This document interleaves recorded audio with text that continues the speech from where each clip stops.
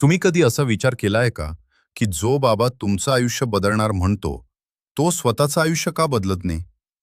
आजकाल आपल्या आसपास एक गोष्ट खूप वेगाने वाढताना दिसते. ती म्हणजे भोंदू बाबांचं जाळं. लोकांच्या अडचणी, भीती आणि श्रद्धेचा फायदा घेऊन हे भोंदू बाबा लोकांना फसवत आहेत. पण प्रश्न असा आहे, आपण त्यांच्यात अडकतो कसे?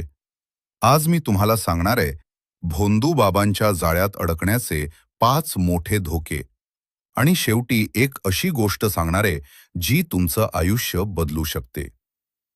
पहिला धोका, पैशांची लूट. हे भोंदू बाबा आधी तुमचा विश्वास जिंकतात आणि मग हळूहळू पैसे मागायला सुरुवात करतात.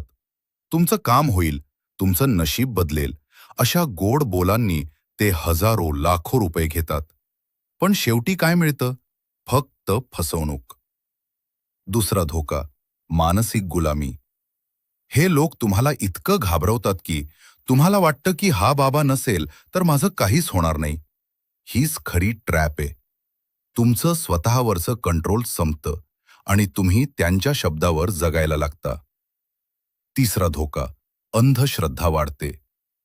भोंदू बाबा तुम्हाला लॉजिक वापरू देत नाहीत.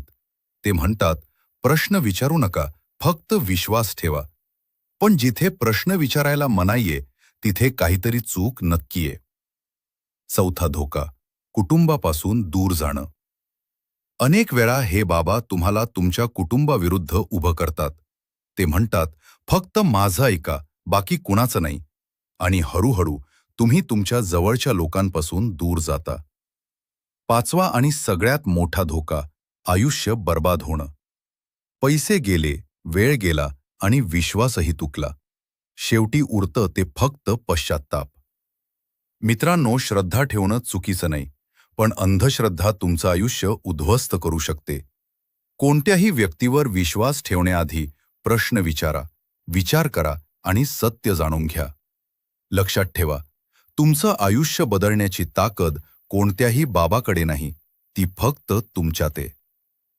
वैज्ञानिक दृष्टिकोनातून पाहिलं तर भोंदू बाबांचे चमत्कार हे खरं तर मानसशास्त्रावर आधारित खेळ असतात. मानवाचा मेंदू असा आहे की जेव्हा आपण भीतीत असतो किंवा अडचणीत असतो, तेव्हा आपल्याला कुणीतरी आधार देणारा माणूस हवा असतो. यालाच विज्ञानात प्लेसबो इफेक्ट म्हणतात. जिथे आपल्याला वाटतं की काहीतरी बदल होतोय, पण प्रत्यक्षात तो आपल्या विश्वासामुळे होत असतो, बाबामुळे नाही. तसंच कॉन्फर्मेशन बायसमुळे आपण फक्त त्या गोष्टी लक्षात ठेवतो ज्या आपल्या विश्वासाला सपोर्ट करतात आणि बाकी सगळं इग्नोर करतो. म्हणूनच जेव्हा एखादा बाबा म्हणतो की मी तुमचं आयुष्य बदलू शकतो, तेव्हा तो तुमच्या मेंदूचा आणि भावनांचा फायदा घेत असतो. वास्तविक कोणताही चमत्कार घडत नाही.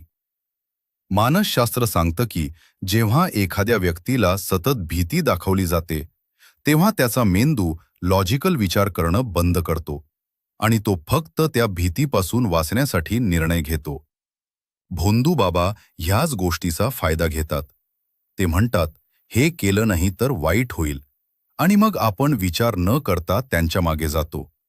ही फिअर बेस्ड मॅनिपुलेशन आहे, जी पूर्णपणे वैज्ञानिक पद्धतीने लोकांना कंट्रोल करण्यासाठी वापरली जाते. अनेक वेळा जे चमत्कार दिसतात ते खरं तर इल्युजन असतात. जसं की हातचलाखी, आधीच ठरवलेले लोक किंवा माहिती आधीच मिळवलेली असते. पण आपल्याला वाटतं की हा काहीतरी सुपरनॅचरल पॉवर आहे, आणि इथेच आपण फसतो.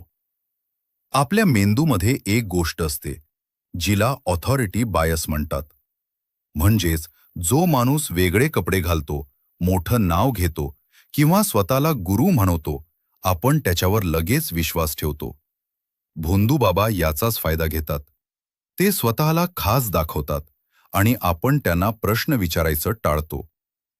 म्हणून लक्षात ठेवा, भोंदू बाबांकडे कोणतीही जादूची शक्ती नसते. ते फक्त तुमच्या मेंदूचा, भावनांचा आणि भीतीचा वापर करतात. खरं विज्ञान नेहमी प्रश्न विचारायला शिकवतं, आणि जिथे प्रश्न विचारायला भीती वाटते, तिथेच सर्वात मोठा धोका असतो.